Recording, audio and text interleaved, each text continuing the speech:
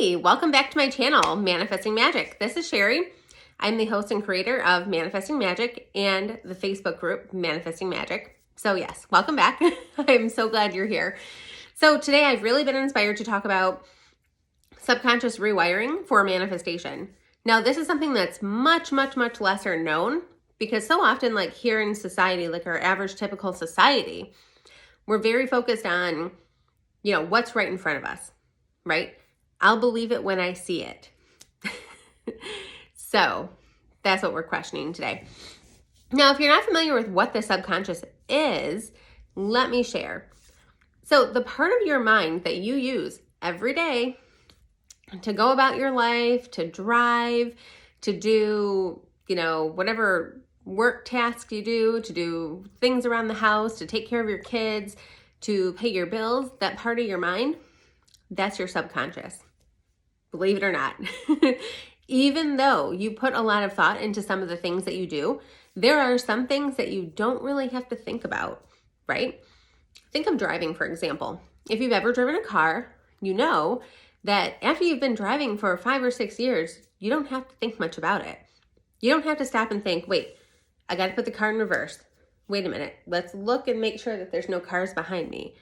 Let's turn the wheel this way. You don't even have to think about it because it is on autopilot. That's your subconscious mind essentially remembering the things and the tasks and the habits that you do. It's essentially autopilot, right? And now your subconscious mind, that's about 95% of your brain power. 95%. That is huge. 95% of your brain power, of your thoughts, habits, patterns, actions, beliefs, run on autopilot. And the other 5%?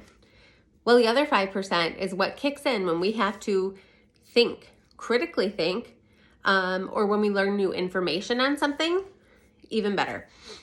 Because when we learn new information, even more stuff starts happening up here in our brain. We're not going to talk about that today, but I think it's a topic for later down the road, we'll say. So, there's subconscious mind. So being that it runs on autopilot, what do you think you need to feed it for it to take care of you? It is very interesting.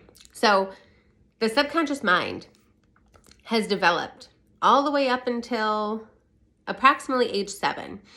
And then it really stopped developing so much. And essentially what you have learned, what you've been told, what you experienced, what you've witnessed about up until age 7. And that's an approximation. We can't say this with 100% certainty, but it's an approximation. That is the autopilot that your mind and your life essentially have been running on. Those beliefs that you learned from your parents or grandparents. Those habits that you developed, such as brushing your teeth every night. It's a habit. Is it something you even have to think about? Maybe not. To take a shower every day, to, set your alarm before you go to bed, those type of habits. And whether this applies to you or not, I think you get the idea here, right? Is that the subconscious mind is essentially your autopilot, but it's also essentially like a approximately 7-year-old child in that it just knows yes to everything, right? This can work for us and it can work against us. Because this is a video about rewiring our subconscious for manifestation, I'm going to start with the bad part, how it works against us, because so much more of this video is actually built around how we can help it to work for us. So how the subconscious works against us. Like I said, all these beliefs, these habits, these thought patterns, these words, the way that we behave, everything that we don't even have to think about. It's carrying that with us throughout our life. And that works against us because nothing changes about it, right? So if you grew up thinking that, you're broke, and those thoughts are always in your head, oh my God, I'm so broke. Holy shit, there's never enough money to pay the bills. Oh my God. Those kind of thoughts and habits and thought patterns that you have carried with you ever since you learned them or witnessed them or overheard them from someone in childhood, you're carrying them with you now into adulthood, and it's not changing. Your subconscious is working against you because it's keeping these like these thoughts, these patterns, these habits and beliefs. It's keeping all of this going throughout your entire life. Like the Energizer Bunny, it never stops until you say, wait, that's enough. We're done here. This is what I choose to program my subconscious mind with instead. These are the thoughts, the habits, and the patterns and the beliefs that I choose instead of that. I choose to be happy and abundant and fulfilled instead of broke and poor and, desolate and thinking that I can't do or have or be what I desire. Because that's crazy. That's so untrue. But we'll get into that again somewhere else. Another way that your subconscious mind works against you is that it remembers everything. It remembers everything. Be that good, bad, whatever meaning you decide to give it, it does not matter, but it remembers everything. Now, this is a two-way street because you may have like all these memories from childhood about like lack, not having something that you need, about something traumatic experiences, being abandoned, so on and so forth. We all have our own traumas and our own things that we have to heal, right? But part of this here is not only healing these issues in the past, but in the future, we not only have to heal them, but in the future, we have to decide what we want to believe instead. And this becomes a challenge because so many of us have never, ever, ever been told this. We never learned this in public school growing up here in America. I can guarantee that one. And more than likely, your parents have never told you anything like this. Your grandparents, probably nobody. Maybe this is the first time that you're even really hearing about this information. But what I mean is that it can work against us because it doesn't want to let go of all these old things, old beliefs, habits, patterns, words, you name it. It has to be rewired. It has to be reprogrammed. If you think of a computer in the old days, right? And I don't know if you're old enough to remember this, but in the old, like not really old days, but I think you get the idea here, right? If you think of having to put a floppy disk in for a certain computer program to run so that you could, play a game or type something up or do whatever it was you were trying to do with that computer. You put the floppy disk in, type away, take the floppy disk out, set it down, put a new floppy disk in so you can do something different with the computer, type it away. That is essentially how you're going to reprogram your subconscious mind. Your subconscious mind is the computer, and it doesn't know what's good or what's bad. It just is. So you're programming these old thoughts, habits, beliefs, and patterns, things that you learned up to 7 years of age. That's the first floppy disk. You take those beliefs away, set them down on the desk, and now you have a floppy disk with the new beliefs, thoughts, habits, patterns, everything that you choose to now run in your subconscious instead. Put that into the computer. And now what do you have? Something very, very different, dramatically different even. And I know this is kind of an old analogy, but I think that, many of you could essentially get the idea of it, right? So we are reprogramming our subconscious mind. We're not just judging what's there. We're not getting angry at ourselves or other people for the things that we learned, because you would not be who you are today without all of your past beliefs, experiences, learned habits, all the things that you overheard from your parents, grandparents, teachers, whomever. You would not be who you are today without all of that. So I'm setting you free by telling you that it's okay to be grateful for instead of resentful for where you have been up until now. Because now, right now, is where we are going forward, reprogramming our subconscious. And I'm going to tell you a few ways how. There are a couple of ways. This list is not 100% exhaustive, but I will tell you, there's not like a 7-step process. And I have found that it really does require commitment and consistency. Commitment and consistency, staying on top of it every single day. But that doesn't have to be exhausting. That's easy as pie, and I will explain how. Now, a couple of things that I'm not going to talk a whole lot about today are hypnosis, which if you've ever heard of hypnosis, It's not a bad thing, and it doesn't make you do anything that you don't want to do, but it is something that can help to reprogram the subconscious mind when used on a regular basis, or when really taken deeply, deeply internalized for change, right? The other, and I personally really like these myself, they are, oh my God, I literally forgot the word. How awful. What the what? Subliminals. So subliminals, you can even record your own. There's a couple of websites that I've heard of for this, recording your own subliminals over meditation or raindrop music. Because again, even if your conscious mind can't hear it with your ears, your subconscious mind hears and remembers everything. So subliminals can be really helpful. I definitely encourage you to look that up, do your own research, see if that would be something for you. And same thing with hypnosis. So now that you have a bit of an understanding what the subconscious mind is, how it works for us, and how it works against us, let's get into the nitty-gritty. So here are my top tips for rewiring your subconscious mind to manifest. Awesome. Number one is to observe. What I mean by observe is you're observing, you're looking for your thought patterns. What are you thinking on a daily basis? What are you thinking when you come across certain situations? Are you thinking, negative, degrading type of things? Or are you thinking like positive, happy, accomplished, achieved type of things? Pay attention to those. This is not a cue to say judge your feelings or judge your thought patterns. Or it's not like a cue to further tell yourself oh God, I'm so dumb for thinking that. Just observe them. It's nothing, it doesn't mean anything good. It doesn't mean anything bad. Don't let your thought patterns mean anything. In fact, just observe them.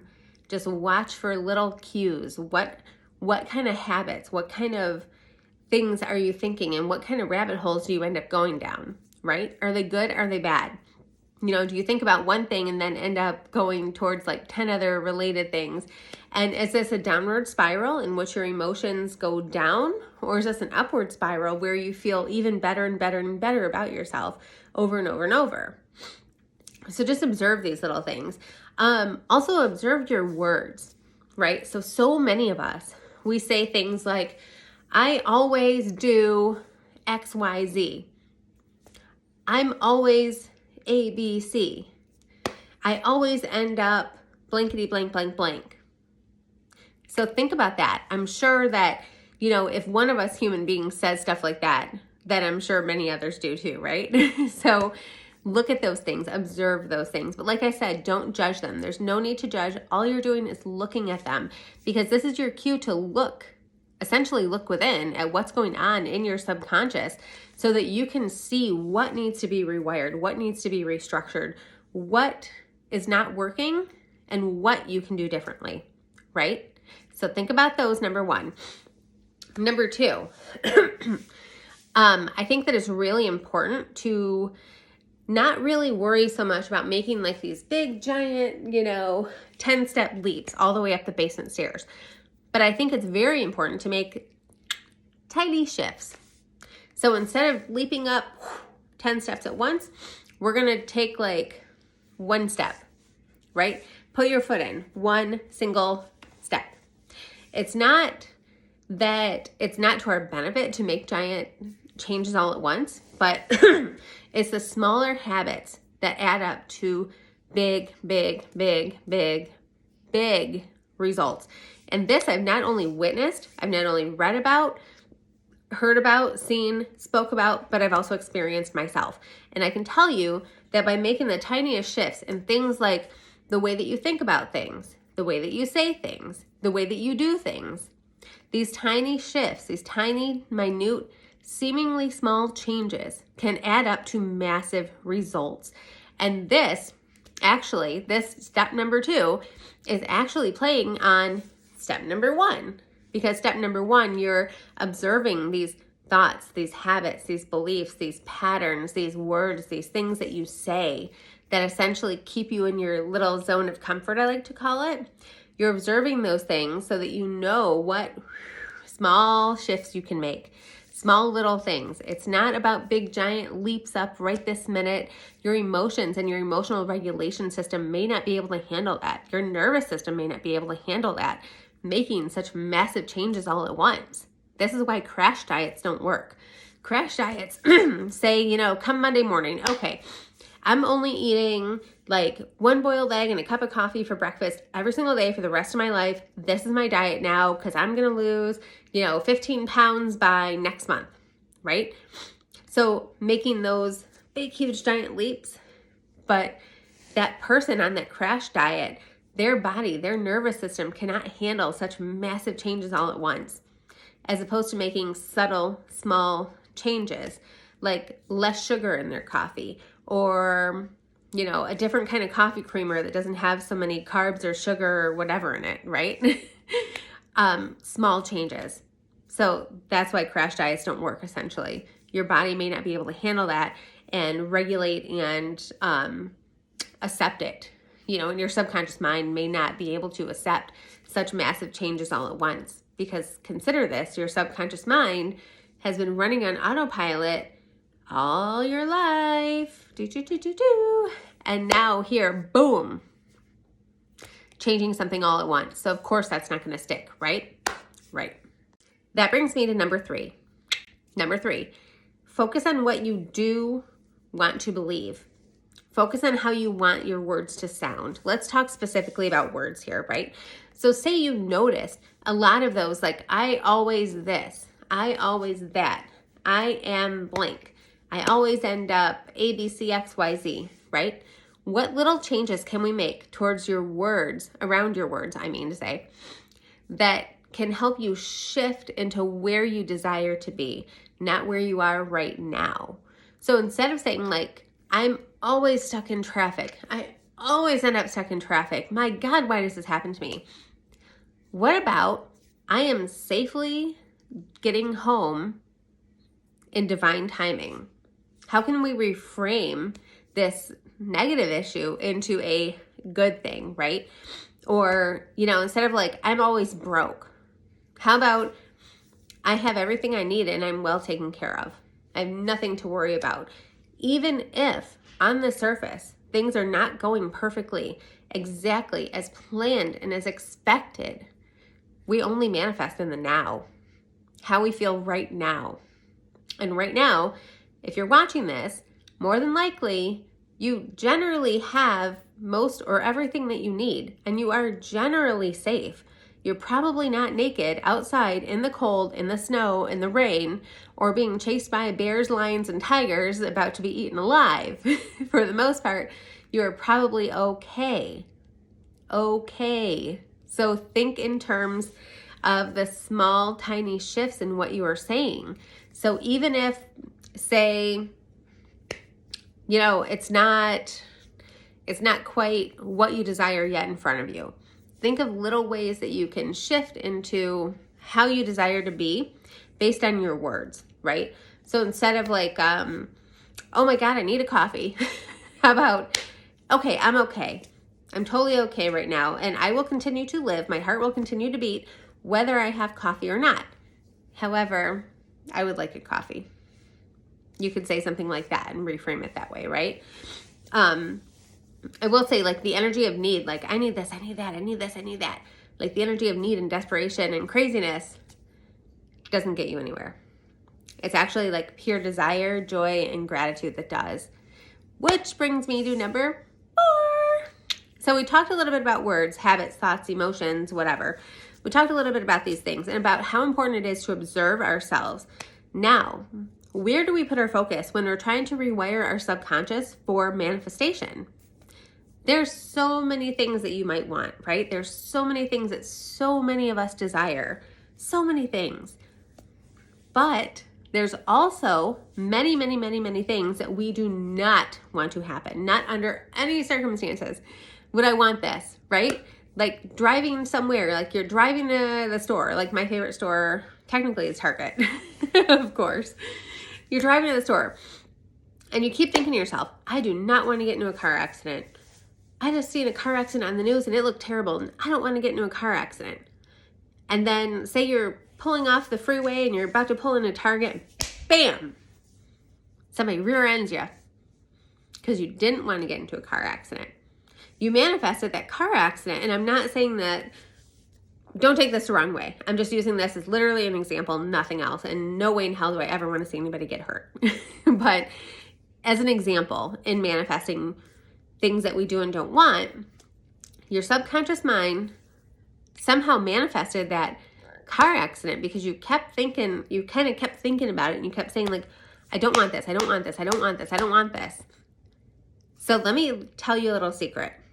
Your subconscious mind does not understand the difference between do and don't. It does not understand the difference between yes and no, between maybe, yes, maybe no. It does not understand that.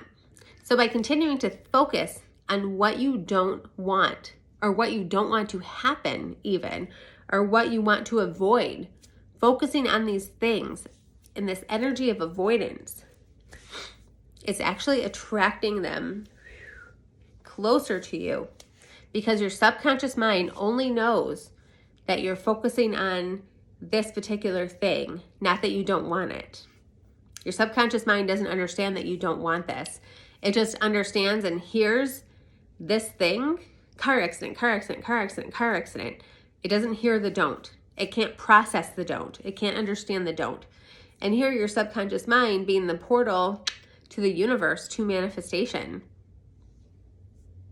Car accident. It might be kind of like a rude example, but no less, it's an example. Just take it. Take it for what it is and leave the rest of the door. If it's unhelpful, I definitely encourage you to look at what other examples of do and don't you can think of in your life, right? So let's see. The bottom line here really is to focus on what you do want. And that is like my biggest takeaway for number 4. Focus on what you do want. Say that say that maybe Christmas is coming up and you really, really, really want this gorgeous Chanel purse, right? This gorgeous, gorgeous, gorgeous Chanel purse. But you don't want a purse from Walmart. Then what do you think you should be focusing on? The Chanel bag. Duh. Do you want the Chanel bag or do you want the cheap knockoff from Walmart? Now I will say that there's nothing wrong with receiving a gift from Walmart or like a purse from Walmart. There's nothing wrong with that at all. And if you see something you like, by all means, you deserve it. Get it, right? But just as an example, focus on what you do want. Here's a good example for you around the do's and don'ts of the subconscious mind. So if I tell you something, now close your eyes. We're going to use this as an example. Close your eyes for a second. Do not focus or do not think about a blue car. Don't you dare think about a blue car.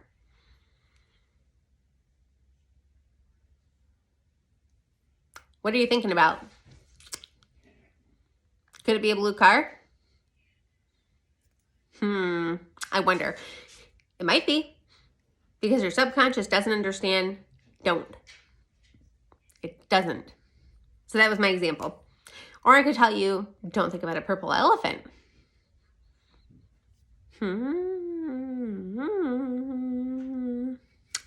Purple elephant. Yeah. So those are my examples of how the do's and don'ts of the subconscious mind work. Now, let's get into number 5. We're doing good here. We're doing good. Thank you for following along and thank you for listening. I feel like this is a conversation that really needs to be had, and I'm really excited to bring this to life with you guys. So, number 5, being an energy worker myself. Energy worker, energy healer. I'm actually a Reiki master teacher, for those of you that did not know. So I work heavily with energy, with universal energy, God's light and energy. That's what I do. And I want you to know that in rewiring your subconscious for manifestation and in manifestation in general, I want you to know that your energy speaks volumes. It speaks volumes. Your energy, how you feel, what you're thinking, the habits, the thoughts, the patterns, the beliefs, all of that, the energetic frequency essentially that you are emitting speaks volumes out to the universe. It's not always your words. It's not always your actions. It's the energy, the intention behind what you are doing, what you are saying, what beliefs you have. Your energy speaks volumes. And let's say that you have like this really strong desire for something, right? but you're full of self-doubt and you start getting anxious just thinking about it, like, oh my God, oh my God, oh my God, oh my God, oh my God. I need this, I need this, I need this. And this anxiety leads to desperation, this desperate energy. And if you can imagine an energetic cord on the other side of your desperate feeling, what do you think is on the other side of that? So you're holding this cord, you're holding the end of this cord with this desperate energy, like, oh my God, I need this, I need this, I need this now. The other side of that is also desperation. You are literally creating more and more and more of that energetic output of desperation, need, and all that by having that feeling. And this is where nervous system regulation comes into play as far as what we're manifesting. That is a topic for another video because it is very, very heavy and very, I don't want to say like heavy, like difficult to process or hard, but it's very loaded. It's a loaded conversation. And I'm super excited to have that conversation with you, but in the right time, in the right context, we'll say. So yes, on the other side is that, yes, it is more desperation. And most definitely not what you wanted, right? It's certainly not what you were trying to manifest. That's for sure. So the emotion that you want on your side is calm. Say that you, instead of like that desperate energy, can you get yourself to a calm state? Can you calm yourself, calm your emotions, calm your nerves,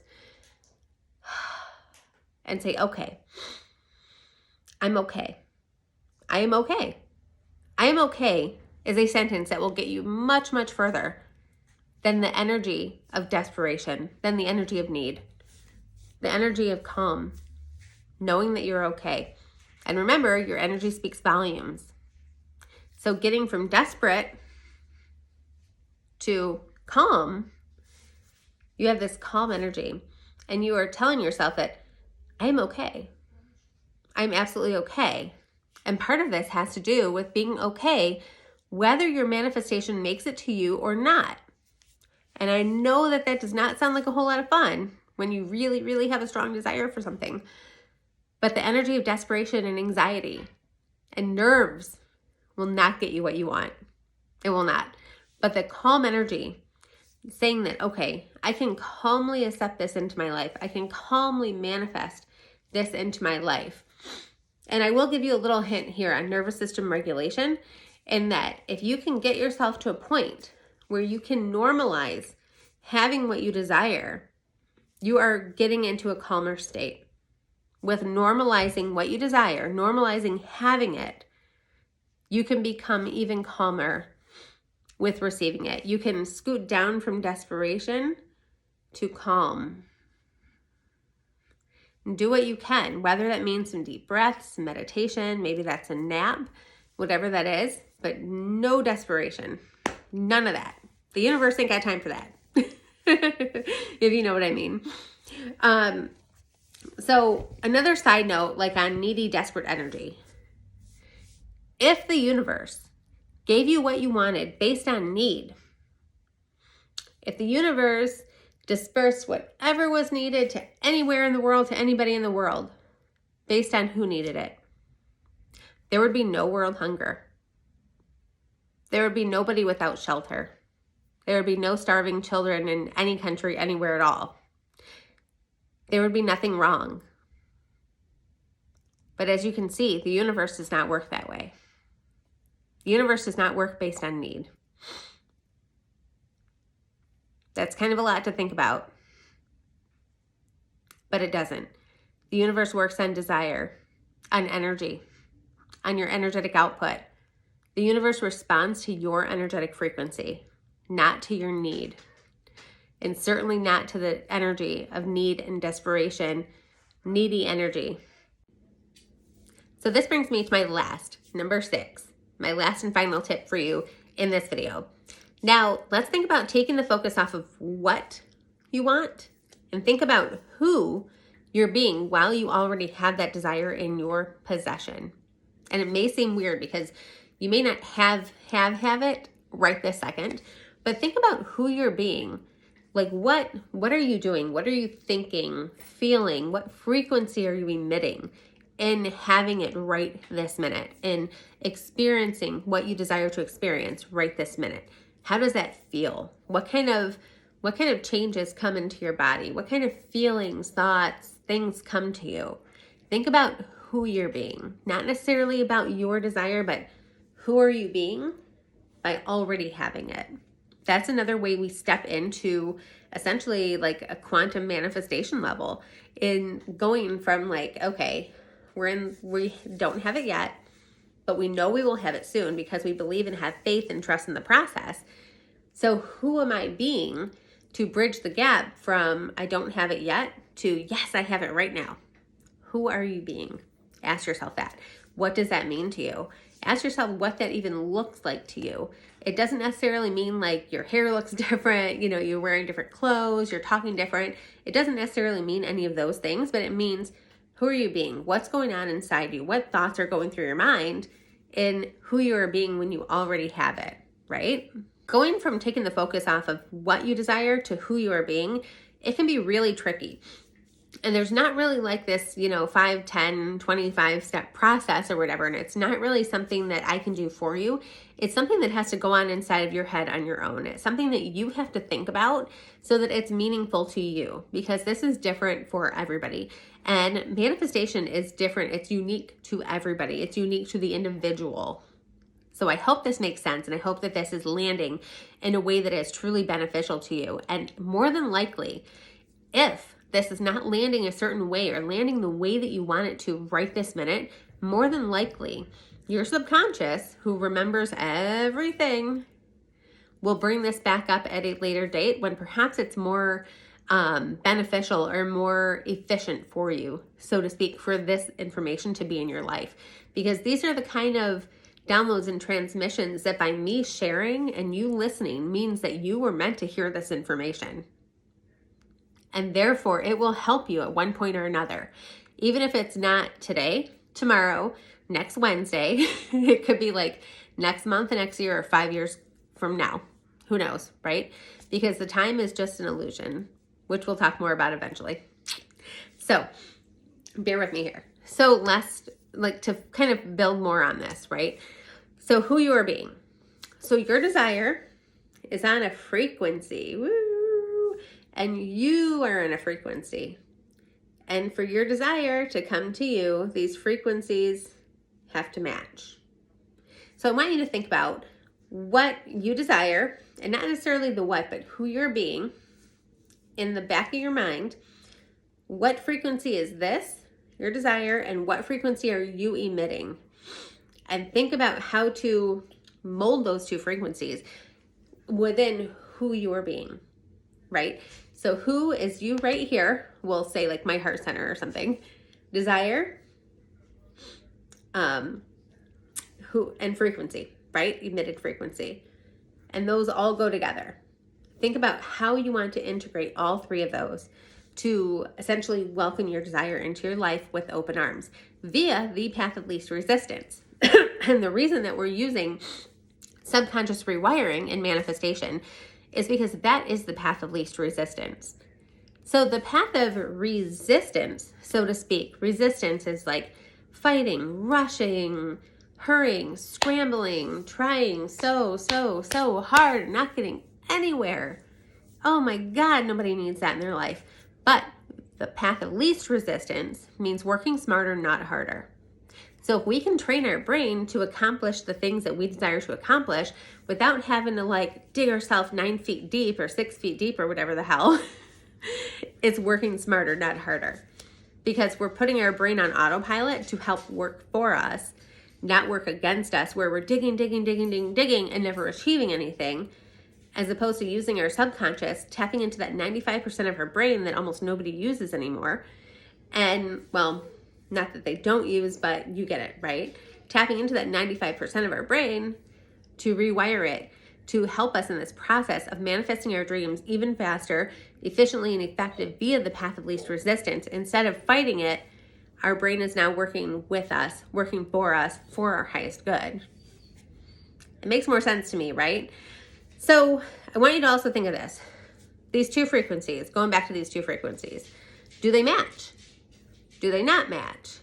Is there a mismatch? Is there some sort of disconnect? One's here, one's there. One's here, there, and everywhere, right? Do they match? Do they not? And does it feel right to you to have your desire right now in this minute? Going back to what we were talking about with nervous system regulation and emotional regulation and emotional intelligence. Does it feel right to have this right this minute? And if not, perhaps that's a cue for you to take a look at what's going on inside it, who you are being, right? Who do you believe you are? What do you believe about yourself? What do you believe about your desire? Do you believe that you can or cannot have this, and why or why not? Do you believe that you are not worthy? Do you believe that you are worthy? Look at what energetic, emotional, or energetic wavelength or frequency is being put out from you. Look at that. Look at who you are and the energy that you are putting out. Who are you being in relation to what you desire? Those are the questions that I really want you to ask yourself. And furthermore, is it desperation? Or am I calm in the way that I desire this? Am I calm in knowing and believing that things will come to me as they're intended? Or that things happen in divine timing? Can I be calm and be patient? You've waited your entire life for what you desire right now. Can you wait a little bit longer? Probably. Will it kill you? No. Is it uncomfortable? Probably. Possibly. But can you tell yourself that you will be okay? Because that's what the subconscious likes to hear. That's what the ego likes to hear. I'll be okay, whether this happens or not. And think about it. You've witnessed and experienced disappointment over your lifetime, possibly more than once. Are you okay? Yeah, probably. Probably, if you're alive and breathing and watching this video, you're probably okay. So can you tell yourself one more time, I will be okay? So I really hope that all of this information is really landing with you and helping you. And I really hope that you can not only internalize this, but take this for what it is, leave the rest at the door. Take what works, leave the rest of the door. If it's not helping you, no big deal. Perhaps this is something that will help you down the line. If this isn't getting you closer to your manifestations by tomorrow morning, perhaps it's time to look at your manifestations, look at your energetic output. Who are you being that has your desire? What can you do differently? Look at your energetic frequency. What wavelength is your desire on, and what wavelength are you on, to recap. So take these transmissions, enjoy it. Let me know what you think. Don't forget to like and subscribe. I would love to know what you guys think. And as always, I love, love, love your feedback. Have a blessed day. I love you all. Mwah. Bye.